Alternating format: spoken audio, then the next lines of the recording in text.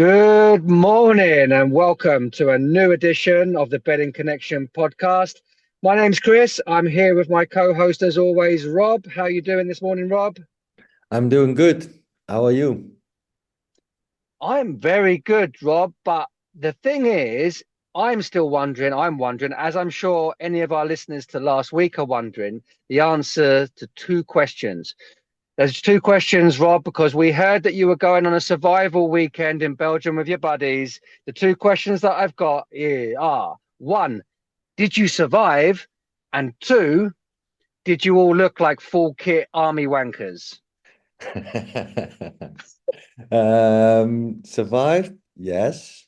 I think that maybe some people got a few minor injuries, some blisters and stuff like that. But yeah, everyone survived. And no, not everyone was a full kit wanker like me. So Oh, but you were. I left out the trousers this time, but I was like on top, and my backpack was like full on army kit. Yeah, like compass, the lot. Yeah, you had everything. Yeah, it was in a way like it was very heavy. Like if you compare my backpack to the others, it was very heavy. But then again, like sleeping wise, it was like perfect. Like it was like 0 degrees outside, and I slept like a baby. Absolutely fantastic. But it was a good weekend, yeah? Yeah, it was a good weekend. Learned a lot. No, was a little bit too much information. Like we did the kayaking. That was very fun in the water. I never did it before, but then we got all wet, of course, and we had to like warm our clothes over the fire. And I think we've learned, like, I'm not over exaggerating, 11 possible ways to make fire. The guy just kept on talking about fire, man. He was in his element, man. He was talking about plants and the things that they do, and he was talking about you can make fire with this, you can make fire with that, and like to top it off, like we had to like start camp. So like we had a whole afternoon of learning how to make fire. We had a whole afternoon of learning how to do this and to do that. And then when push comes to shove, he says, let's set up camp, and we had to do all these like fucked up chores, like clean the forest and make the tent and stuff like that. And the thing that I was thinking we're definitely gonna do, making a fire. He already started it, like all out of nothing. He like choop choop choop choop, and he was done. And we were like, why? Why didn't we get like a challenge or something to make fire? But yeah, the guy was a typical survivor. I would have found another way of making a fire. If I was putting my clothes to dry over the fire, for sure I would have created a new one and potentially burnt the forest down with that. That sounds highly dangerous. Um, but yeah, I'm glad you had a good time, Rob. Did you keep an eye out on the footy results while you were out in the in the woods, or did you completely switch off? No, I watched I think on Sunday the results or on Saturday because Friday was totally off and Thursday was totally off. So I missed the bad result for Marseille. So we lost the Big Gun Acca, I think just on Marseille, right? Yeah, Marseille got the weekend off to a bit of a stinker, to be honest. On the like you say, Big Gun Acca, and the rest all came in, which was were frustrating. But it was still a very good weekend. If anybody followed us on the podcast last week, because we picked seven. There were seven single picks from last week's pod. Five of them won. Um, and we're talking about odds of, all of them around the 1.8, 1.7, 1.9. So yeah, it was a good weekend again for value picks. Those picks, the standout ones where we had West Ham. I think I Mm, made that good clear. That pick. was a bit of a gut instinct last week, but they had to get the job done, which they did. Um, Exeter down in League One was a good one at 1.9. We had Barcelona making light work again at 1.65. We had the mighty Dons, the Aberdeen, Rob, got them back into the podcast, got them as my bet of the week. And do they deliver every single time or what? Wow, was it last minute again, right? It was last minute. It wasn't looking good. I'll be honest with you. Hearts kind of battered them. I didn't really watch it, but I was following it online and kind of commentary and when you see all the attacks and stats and stuff, and it didn't look good for Aberdeen. But bloody hell, they found a way, got a last minute winner. Um, and there was one other pick that was a winner last week, and I'm actually really annoyed at this because I completely forgot about it when I was putting my own bets on last weekend. I Hmm. completely forgot about Reims to beat Oh yeah. Montpellier. Yeah, remember that one, 1.85 last week? I Yep. completely forgot about it at the weekend. So I actually left money out there somewhere last weekend because I didn't put on my own bet and I just completely forgot about it. So, but it was a winner, comfortable as well. They won 4-2, but they were 2-0 up early. So, cash outs on certain bookies would have paid out early doors. Easy one from that perspective. So all in all, it was a winning pod again. Neither of the Accas won, as we said with Marseille, and there was also a couple of other kind of disappointing results on Sunday with Juventus and Stuttgart. Did you see any of that? No, I didn't watch any of it. I followed a little bit of the Dutch football in the afternoon, with the Feyenoord game, and I think AZ I watched a little bit. That also let me down. That was very strange for me. Didn't expect it. But again, they are getting on the naughty list. I think I'm gonna make use of the naughty list more often. So as at the moment at the naughty list, and I think what I've learned that Holland is always a little bit unpredictable now and then. It's sometimes good for goals, and unpredictable. At the moment, still PSV looks very strong. That's what I keep in mind when I look at the Holland games. Did you see anything and did you watch England? The English football?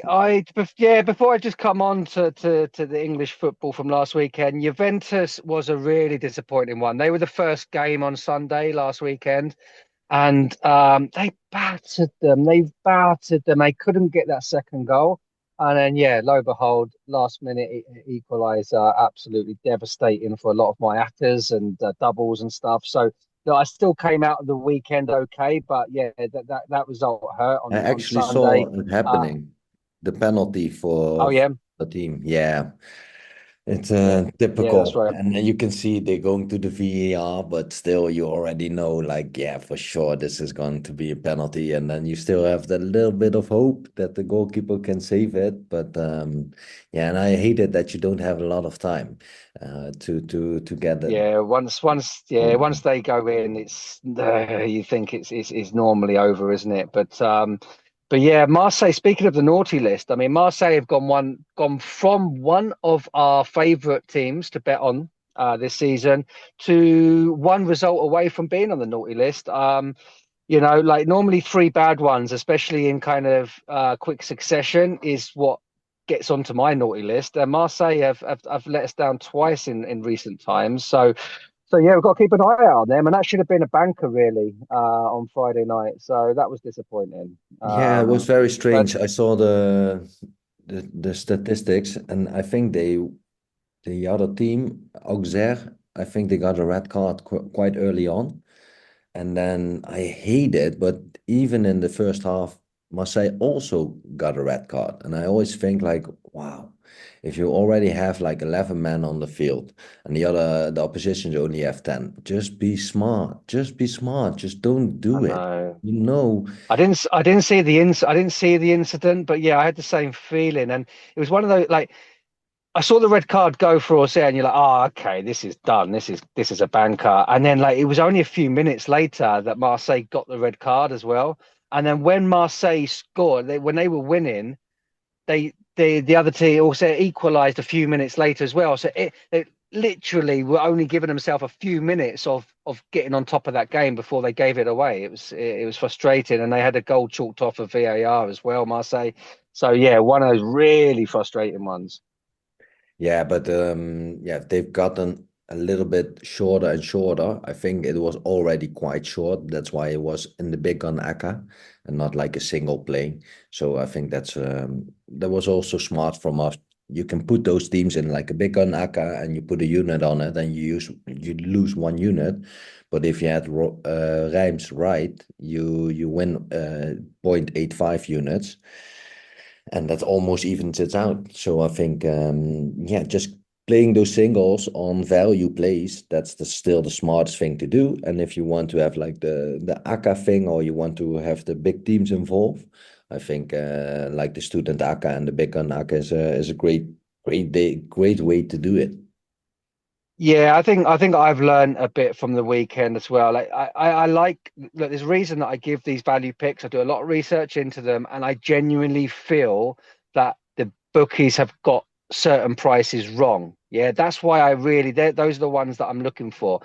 And look, singles is the way to play them. Like you say, you've only got to win kind of 2 out of every 3 to be well in profit. If it's 50-50, you're normally just losing a little bit, not too much, and just back yourself to get more than 50-50. So and then yeah, like we've had a lot of success with the Big Gun Acca as well, if you're playing 1 units off them. So look, there's still money to be had. We're making a lot of good single picks. Last week I did jokingly have a little chat about Tottenham fans and how they were prime meat to take advantage of last week. I said you had about a 4 to 6 week window to find yourself a Tottenham fan and make any bet you like. It was probably a week window. Tottenham fans are already hiding and behind their sofas and sulking already. So I think the window's gone. Rob, did you find yourself a Tottenham fan in a short amount of time? Yeah, I found one in the Belgian forest. He was hiding in this cabin.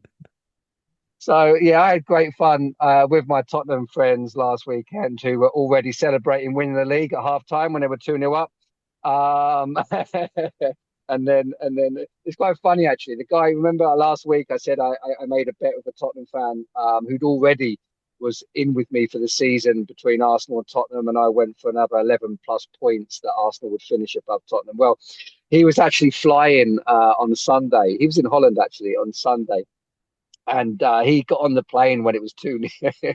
He got on the plane when it was 2-0, and then obviously when he arrived, he got his phone back on and saw the result. However, he saw my text message laughing at him before he saw the result, so he knew what was coming. So He knew it was coming. he knew What it a was coming. turnaround from Brighton, right? They played against Brighton. Yeah, Brighton. I mean, look, it was when they were 2-0 up, I was like, bloody hell, that's a decent result, like winning comfortably there. And then yeah, turned it around, and Danny Welbeck of all people to score the winner as well. It's fantastic. It was a lot of banter last week between Arsenal and Tottenham for a few reasons. Danny Welbeck being one of them. It was probably the standout kind of result of the weekend. I thought Man City were incredibly lucky against Fulham. I don't know if you saw any of the highlights, but bloody hell, Fulham missed so many chances. They should have come away with something in that game. That's what champions do. Better be afraid Yeah, of. it's true.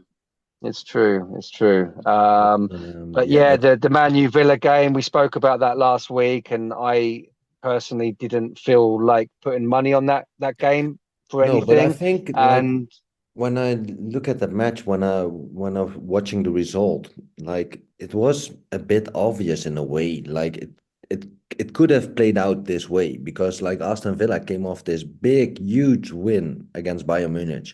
So it's always hard to perform after that. And they played like midweek. You had Manchester United who did it like they are in a tough spot at the moment. They don't want to they're going scared to Aston Villa. And I think I've said it on the pod before, like Ten Hag does that sometimes in those big games. He just plays for the nil. I think he did that last year a couple of times, and he just tries to defend. And I think both teams could accept a draw, and I think both teams are a little bit tired as well from traveling and playing twice a week. So could have gotten more out of it. yeah, like They're not that bad, obviously, Manchester United. They always do this.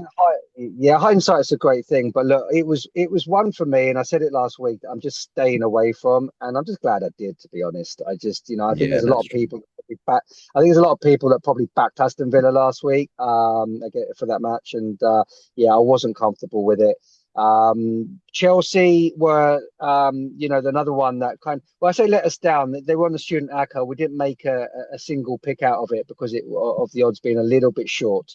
But you did mention everyone was going goals, goals, goals, goals. I was reading so many tipsters saying goals, goals, goals, goals. And you rightly said under, didn't you? When we were speaking about this match last week, you said it would be under 2.5. Yep. Yep. I thought like Nottingham, like I always think what would the manager think of this match? And I think he was like the Nottingham Forest manager must have been thinking like, okay, we did like an amazing job against Liverpool. Chelsea is like they're trying to attack a lot. They're trying to create a lot. So why not have the same game plan? And I think they actually did it. And they even went 1-0 up with Wood. Wood always scores, man. I have to get him in my fantasy team. Yeah, well, he didn't score against Man City when he had a couple of gilt-edged chances last season to help Arsenal win the league. But look, Wood does get on the sheet though, to be fair. And look, Nottingham Forest had, I think, I might be right in saying they conceded the least goals before last weekend as well of anyone in the league so far. So yeah, look, it was a good call. I mean, everybody was going for the overs, and yeah, it was a good call. We didn't, like I say, officially pick Chelsea, but I have previously warned that every time they seem to turn the corner, they do something like that. So I think Chelsea will be like that. It'll be difficult to dodge the mine, so to speak, when it comes to Chelsea, because there will be games that you expect them to win that they probably won't, and they'll blow some teams away. So Chelsea are still, a team worth betting on, but also to keep an eye out on as well. Yes, definitely. Goals. Yeah, so we'll keep an eye on them. Obviously, we're not talking about domestic football this weekend. Unfortunately, it's that international break, which I've said many times that I dislike strongly. I don't think I'm the only person that feels like that. But at the same time, actually, it has been quite an intense few weeks, and we research a lot. We put a lot of time and effort into what we do. And it was nice at the beginning of this week just to actually have a couple of days breather, to be quite honest. So that worked out well. But now we're getting closer to the weekend, and it's like looking forward to the weekend. It's like, oh, Yep. great, Nations League. So anyway, let's make the most of it and see if we can win something from the bookies this weekend. So let's go on to the Nations League. Rob, what fixtures have you got? Is there anything that stands out for you here? I try to go in a chronological time order. Yep. So I think tonight is Thursday, and France is playing Israel away from home. And I just want to mention Deschamps gave Mbappé some rest. So Mbappé is not playing. He's not even called up for the team. So I don't know, like he didn't have his best beginning in Spain. He probably gets a little bit more time to adjust there. But yeah, it's I think worth mentioning that he's not playing. So you can look out for different goal scorers like Thuram. He's playing quite good. And Barcola I like as well on the wing. And yeah, I think they're a little bit short. France is not in the best, not in the best shape, but it's. I think it was strange to see Mbappé not on the team sheet. I think there's a lot of teams this particular international break. I've seen a couple of the fake injuries. Like this player won't be going on international duty more than the last break. I think the domestic teams are starting to protect their players that have played a lot of minutes, or have had injuries, or any excuse not to send someone. They're doing it this time because, come on, we're literally just into October. This is the second international break after summer tournaments. Come on. So I think a lot of managers now, club managers, are feigning injury. Let's call it. Alex Ferguson was the king at this back in the day for Man United. Yeah, yeah, that's where I want to go next. I think England is playing against Greece. I think both the countries won their first two matches in the Nations League, so it's one versus two. I think probably this is going to be a match who's gonna decide who wins the group. And yeah, England's not using Harry Kane as a striker. So how do you think they should play next? I really don't know, to be quite honest with you. There's a lot of talk this week in England about obviously there's two things here. Who is Harry Kane's successor long term? Not just for the matches this time out, but who is his long term successor? And why is Cole Palmer not playing? They're the two topics at the moment that are hot, hot, hot. What annoys me about the Cole Palmer conversation is that everyone seems to think that it's him or Saka, and I don't really get that. I think firstly, Cole Palmer and Saka have probably been two of the best players in the Premier League this year. So they should be one, they should be playing, both be playing. But Cole Palmer's not really a right winger like Saka. He's more of a number 10 anyway. He's a bit of a free role at Chelsea. So they really should be talking about who's playing Palmer, Foden, or Bellingham. So what do you think? Where do you think that Palmer fits into the team, and who do you think could be Harry Kane's successor? Wow, I'm going a little bit off topic, but we had like a similar thing back in the day in Holland where we had Van der Vaart and we had Sneijder and we had Robben, we had Van Persie, and it was always very hard to mix and match them all together in one team. And then the one coach said like they can't play together, the other said like okay, we're gonna try it. I think good players make it work. I think, as you said it's right. They are totally different players. Saka has his position on the right wing that he's just really good at, and Palmer could be like he could be the man of more traits. He can play multiple positions, and very hard to find. I think the striker at the moment. But I always try to get the best players in the team. So I think you should try to make it work, or maybe give it a go in a way that you could play one of them up top. You could play Bellingham up top. You could play Palmer up top. You could play like even Foden up top. If you look back at Spain or at Barcelona as they were playing back in the day, they didn't have like a true striker as well.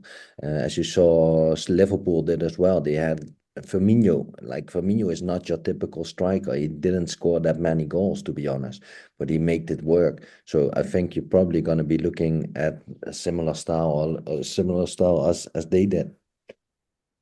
Yeah, I'm not adverse to trying something like that as a false nine, whether it's Bellingham, Foden, or Palmer. I think they're all capable of playing that role and then creating more space behind the defenders for the wingers. So yeah, it'll be interesting to see how that plays out. If you're asking me a success for Harry Kane, I mean, it's like Solanke, Yeah, Watkins. I mean, Solanke, right? I like Watkins a lot. He's not had the best start to the season, especially with John Duran breathing down his neck. Um, but is Solanke really going to be the successor to Harry Kane? I I don't think think he's that Watkins level as well. personally. Like I think he showed some promise definitely at the Euros, scoring some very important goals as well. And yeah, he could also be that striker that you can bring on later on. He probably doesn't have the same class as Harry Kane has, but maybe he will. Like he's always like impressing me more than I thought so. Like I didn't thought he was gonna be this good. So maybe he even have another level. Yeah, yeah, maybe. Look, at the end of the day, his figures are great. He did, play well during the summer as well. So look, I think his chances for players like him, and look, maybe there's some players that we don't even know about that are coming up through the ranks a little bit. They're looking at the situation, thinking, look, Harry Kane's not going to last forever, and there's no one really stand out. Maybe put a good couple of seasons New in Rooney. wherever they are. Yeah, you Maybe, know. maybe he comes like 16 years old. and then he outperforms everyone. And So that's what I mean. We don't know who those players are. Maybe there's somebody like that's going to come onto the scene soon. I think there's an opportunity in that role for sure for somebody. But anyway, enough of that. Is there a betting angle on this Yeah, I from you, think you Rob? can. Or I like to back England anyway, to win win this match. I think they're just too good, and I think they have players like if Palmer's going to start, he definitely wants to show himself, and yeah, that could be a good shout as well. Palmer to score. Let me take a look at the odds. I think you can find England to win for 1.35. And you can find a goal from Palmer for 3.5. It's quite a good price, to be honest.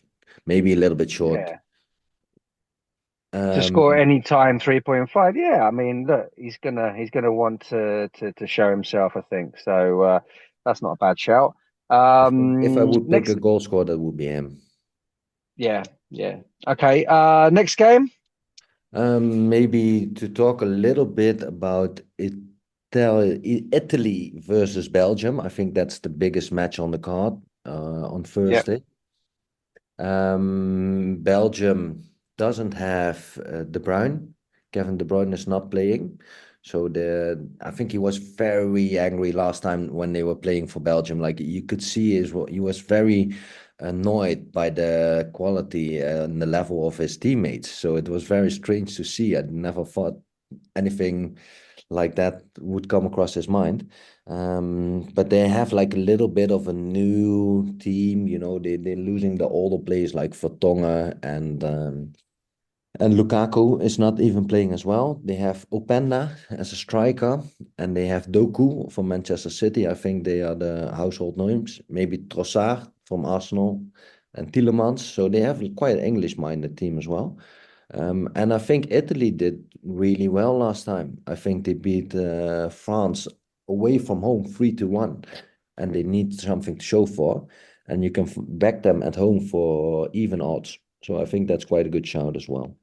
It's a lean. Is that a lean? Yeah, I looked at this and my it's just again with international you haven't really got much to play on other than gut instinct sometimes and leans and yeah my lean to this one when I looked at the fixture was a Italy win and around even money it was probably worth a shout. Yeah, Tonali is playing, so he's he's one of yeah, Bella's favorite player, right?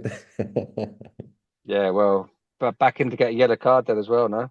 Yeah, you can back him always. You can call us friends as well to find out some nice bets. Yeah, exactly. What else we got? I think then we go off to Friday, and then we have the group A. There's Germany playing away from home, playing against Bosnia Herzegovina.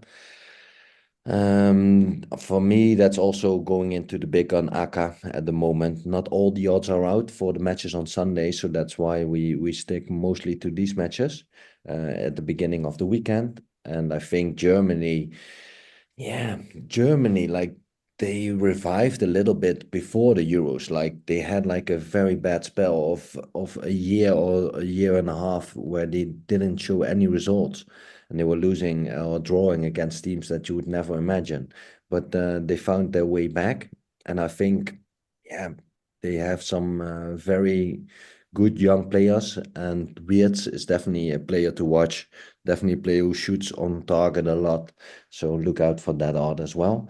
And yeah, I like them as a big gun Acca. Yeah, I know Havertz is one of those players I was referring to earlier as well. That's got an injury in inverted commas. So I know he's not going, but obviously there's a lot of firepower with Germany, and they shouldn't have any problems. And yeah, we'd like to see that one on the Big Gun Acca. Exactly. And if you look at the history of Bosnia Herzegovina, they've been losing a lot lately. I think they didn't qualify for Euros. It's a bit strange that they are in this group. Yeah, and it could be better be England, but then again, this is how it works. I think they promoted last time out of the group B. Okay, next match. Holland coming up. Holland's playing away from home against Hungary. Still up for debate who's going to be the striker in Holland as well. We have Brian Brobby from Ajax, who has a tough time competing with Wout Weghorst. But we also have Zirkzee from Manchester United, who did like a fine job. Both strikers did a fine job last time playing for Holland. I think they both scored in the matches that they played. And I think Holland is, it's also a young team with most new players. And Memphis Depay is not playing. Like, he was always the main man for, I think, the last 5, 6, 7 years. So it's good to have like the new team coming in, and I actually like it. You have Gravenberg, who did like an amazing job. He's like rediscovered at Liverpool. You have Xavi Simons. I think you're a big fan of him as well. Yeah, massive fan of him. Really dangerous player. Yeah, Got a he bit of can everything. create Can something. play everywhere as well. Exactly. And you have Tijani Reinders, which I like as well. He's playing for I'm also biased, right? And so for sure I'm biased, but I like Reinders. Like, I would like to watch him at AC Milan, and he's actually doing quite a good job. Like, he's becoming one of the, not the key players yet, but yeah, he's getting to that point. So I like to see him play as the number 10 for Holland. And then you have Gakpo, who doesn't get a lot of chances at Liverpool, so he's definitely going for it, I think, in at this stage. So I think Gakpo is a good one to watch as well. He likes to score in the Dutch team. Let me look up the odds on that one. Yeah, what are the odds here for Holland to win? Because this is an official pick as well, this one, no? Yeah, this is gonna come back later as well. For me, I think the odds are quite nice. I think 1.7 for Holland is a Yeah, fair. it's nice. It's a good Mm. price. I know, like, Hungary had like, I think last year in the Nations League they did really well. I think they did really well against Spain or something, like some huge countries, like really big teams, and and against Germany as well. I think they beat Germany as well. But then I expected a little something of them at the Euros, but they just didn't show up. And after that, again, they didn't show in the first two matches. So I think it's actually quite a good price for Holland to win for 1.7. And you can back Gakpo to score for 3.1. And you can find Xavi Simons to score for 4.0. Actually like them. Quite good prices. Yeah, so I think the goal scorers are a nice play on some of these matches for international. But Holland itself at 1.7 is a good price. That's an official pick. I have put them on the Student Acca later as well, so I also like that one. Okay, then we go on to, I think, the last match that I want to talk about for betting wise, because I couldn't find the picks, couldn't find the odds for the Sunday matches yet. But it's on Saturday, Spain, your home country, not home country, but your living country, Spain, is playing Denmark. And Denmark is off to a good start for the Nations League. They did quite good. They had two wins comfortably at home, 2-0. But I think now they're playing against a different kind of team and different kind of class, and that's Spain. And when they're playing at home, I have to back them, and I found them at 1.4. So I think it's quite a good price for like a big team playing at home. Yeah, nothing more to say other than, Euro champions in good form. I'm not sure if all the first team will be rolled out, but I don't think it matters. They've got a lot of strength and depth, and yeah, seems like a good bet to be on some accas or doubles. Yeah, exactly. And I think for the listeners as well, keep in mind that, yeah, we like the domestic leagues more, and this is just fun play as well, a little bit. Huh? So, as you said it as well, it's very hard to find very valuable information, and it's very hard to find the teams that are coming out, and the motivation that the countries have, definitely for this kind of teams, league, I mean. So yeah, always gamble responsible, and it's just mostly leans, and we don't have that many picks. Yeah, is there well, I've got a couple of picks going away from international football, but before I do that, is there any more to talk about with this weekend's internationals? No, I think I like, as if you want like bankers on a Sunday, take a look at England again. I think you can find them at 1.4. I saw them somewhere, and maybe Greece as well. I think Greece and England are a little bit better. Greece is playing Ireland at home, so I think they already beat them away from home 2-0. So I didn't find the price yet, but yeah. It's for me, it's probably going to be a banker. Okay, nice. Okay, so well, that leads me on to the lower leagues of England, which I like, and you know that I'm getting into a bit of rhythm with these, with the a few more games being played. I'm going down to League Two. League Two. There's been 10 games played in the season now, so there's some form to work with. However, my tip, an official pick, my first one, is for AFC Wimbledon, who actually have only played seven, not 10 games. Uh, some people will be aware of this, some people won't. But there was a sinkhole that basically got produced by flooding in I their actually saw the stadium. pictures. Yeah, so that's been a real, chaotic time for AFC Wimbledon. Um, and this is basically the first match back at home since that happened. So, I mean, firstly, they're in mid-table anyway, right? So they're in mid-table and they've only played seven compared to everyone else at 10. Even if they only won two of their three games in hand, they would be joint top. So we've got to be looking at them as somebody that is close to the top of the table. Okay.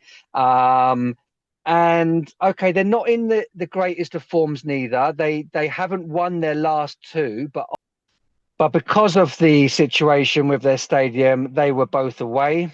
But they have played three at home before all this happened with the flooding. They won all three of those. They've won 4 out of 7 in total. And look, they're playing against a Carlisle team that, okay, they drew their last match, but in general, they're in terrible form. They have lost 6 out of their last 8, 7 out of 10 in total. And yeah, I've just got a feeling that this is going to be like opening day of the season for the Wimbledon fans, because they've had a little bit of a break away from supporting their team at home. It's a fan own. It's one of those kind of fan share ownerships at Wimbledon as well. So the fans, are really well connected to the club, and this has been quite a travesty for them. And this is their first game back. I just feel like it's going to be that real big atmosphere playing at home against a poor team. 1.8.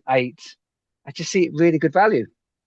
Nice. I actually like the pick. I've been looking at the match and a little bit of the match history as well. And yeah, I can definitely back your story. I like it, Yeah, I definitely think, for that price. yeah, yeah, it's good price, good price. And there's one other one I think is also a good price in the same league, League Two, and it is Gillingham at home to Accrington Stanley. Gillingham are 1.75 to win this, so similar price to AFC Wimbledon. Now, the only reason that this is priced like this is because Gillingham have lost the last two matches. Okay, so Gillingham have lost their last two matches, and Accrington did win their last one. So I understand why the bookies have priced it like this, but other than that kind of very recent form, there's no other reason to look at this any other than a Gillingham home win. And look, those games that we're talking about are because of the strength of teams that they've been playing as well. But you've got Gillingham are second in the league and Accrington are second bottom. So you've literally got second versus second and bottom.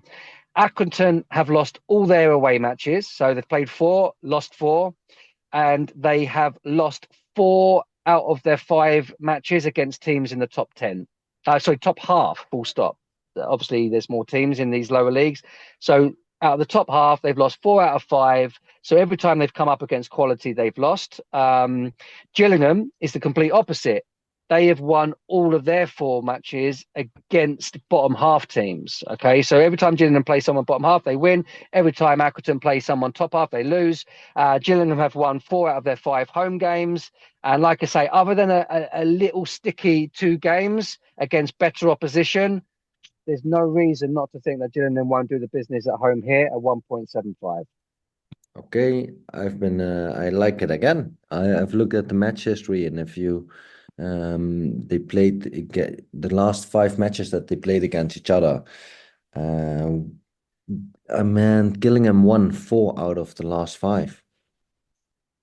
So yeah, I mean, I didn't pick up on that. I just looked at form this season on it, on its own, and that's another reason to back them as well. So I think these are 2 good prices. Out of there's not many games in League One. I couldn't find any value there, and more matches in League Two, and these were the 2 they came out with. So these are official picks: AFC Wimbledon 1.8 and Gillingham 1.75. Okay, I like it. Okay, let's get on to the Accas then. We're not going to do our normal quick fire round this week because quite simply we normally do games of the day Saturday and games of the day Sunday. I know there is a good game on Sunday between Holland and Germany, but generally speaking, we don't have the games to pick like we do. And as you previously said as well, like there's some bookies that don't have all the prices out yet because they're playing before this. Do you know what I mean? So it's not the best. So we're going to just jump straight onto the 2 Accas. So the Big Gun Acca. Okay, the Big Gun Acca. Can we recover? Can we recover from last week? I'm keeping it short. Only a few picks this week. First pick is going to be England to beat Finland. No, to beat Greece at home tonight. Second, Germany to beat Bosnia Herzegovina. And on Saturday, it's going to be Spain to beat Denmark. And you can add all those together for 2.35. So a little bit more than evens for this time, Big Gun Acca. What do you got for us on the Student Acca side? Well, I like the Big Gun Acca, short and sweet. Let's get it back on winning terms and bet that even money sounds good. I like that. Student Acca, I'm also keeping short. Only 5 teams on the Student Acca, 13-1 for the 5. We've got Barrow. Barrow are also in League Two. Okay, they were the 3rd team I liked this weekend out of that, but they were a little bit shorter than the other 2 previously mentioned, so didn't have them as a value pick. But I'm putting them on my Student Acca. I'm putting Gillingham also on my Student Acca to back myself with my value pick. Holland, as previously discussed, an official pick by you to beat Hungary. Croatia to win. And Portugal to win against, I think it's Scotland and Poland, respectively, on those 2. So again, Barrow, Gillingham, Holland, Croatia, and Portugal for 13-1. I actually have a good feeling about it. Yeah, Okay, I know. This is going to be your one. This is going to be the Student Let's Acca. go. Let's go. We only, that we only need 1 win, and it just takes out the whole season into profit. So we know we only need 1. If you get 13-1, if you look at the whole season, there's probably like 40 game weeks or something. You only need to get them right 3 times. Exactly. I'm not panicking. We're going to get there with the Student Acca. We've been close a couple of times. We will find a winner. Maybe it's this weekend. But anyway, okay, let's go to the bet of the weeks. I won this one last week because I had Mighty Aberdeen. That got me back onto level terms because your bet of the week was Assad. Was one of the 2 picks that we didn't get last week. And that was your bet of the week as well. So we're back on level terms, Rob. Yep, back on level terms. I just want to make it even, It's nicer for the pot, otherwise you'll feel always a little bit what coming behind me, It's fine. Yeah, but look, I just had to go to Aberdeen. I just should pick them every week, and that's the end of it, you know. So Yeah. I think, So but this week we obviously not much to choose from. So we've already mentioned these two, and so who's your official bet of the week? I have to go back to my roots then, and I'm backing Holland to beat Hungary for 1.7. I think it's a good price, and I think the Dutch players are hungry and hungry and No, motivated. no pun intended. Nice. Nice, So, nice, nice. yeah, Holland for the win. Holland for your bet of the week, and my bet of the week is the AFC Wimbledon game, for all the reasons I talked about. I put Gillingham on the Student Acca. I've put Wimbledon as the bet of the week. I didn't want to put them both in the Student Acca, so I've split them up basically, not to put all my eggs into one basket. But Smart, if smart. I'm going to lean to one of my favourite, then it's the AFC Wimbledon match. Okay, sounds good. Sounds good. I like it. Let's see if we can get another episode of winnings. I think we had a winning pot last time when we did the Nations League. So yeah, Yeah, we let- did, we did. But like you've mentioned as well, I said I don't bet my normal units on the international football because you just never know how exactly. really serious they're taking it. You know, I only back a horse that is 100% motivated to win a match, you know. Yeah, you always like, I think that that's the best strategy, right? You try to pick the pick that you think 11 out of 10 times it comes in. And even if you think it's gonna come in 11 out of 10 times, then in reality it still sometimes doesn't deliver. So yeah, always be smart, and it's a fun thing as well. I think we like it to have fun with the gambling side as well. You never try to put amount of money in that you can't lose, you can't afford to lose. So if you want to have a little bit of fun, and yeah, this could be the weekend. And if you want to have like a weekend off and not bet as much, this could also be your weekend as well. Yeah, exactly. So look, I'm gonna play for fun. I'll bet my normal on my two picks in League Two because I really like that. It's a normal league match, but with the internationals, I'll just have a little play, maybe on the goal scorers as we mentioned. So just to wrap the podcast up, Rob, we had an official pick on Holland at Yeah, 1.7. We both have a lean towards Italy at home yeah. to Belgium. And goal scorers, we're looking at potentials like Cole Palmer to score any time, Gakpo, Simons, players that you should look out Reinders. for. Actually saw Reinders Oh, for so 5.0 as well. oh 5.0. right, I think it's quite okay, good price. so look, some goal scorers to have a look at, and then we had two more official picks in AFC Wimbledon and Gillingham, and then of course the Accas. So a lot shorter to play with this week, but look, let's see what we can do, and yeah, where can people find us on the socials? Yeah, you can find us around the socials. You can find us on X. You can find us on Facebook, on Instagram. You can even find us on YouTube and on TikTok.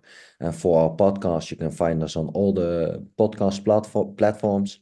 You can find us on Spotify and Apple Podcasts as well. Please subscribe. It really helps, and comment as well. We really like it when you give some feedback to us. So we try to deliver a good job, and we try to get better every week. So yeah, that's it for me. Excellent. And look, keep an eye out over the weekend on those socials because we might find bets closer to the games, especially on Sunday in the international world. Because as we've said, there's not odds out on everything just yet. So look, some more bets might crop up between now and then. So keep an eye out. And yeah, have a good weekend. And yeah, ciao for now. Happy betting.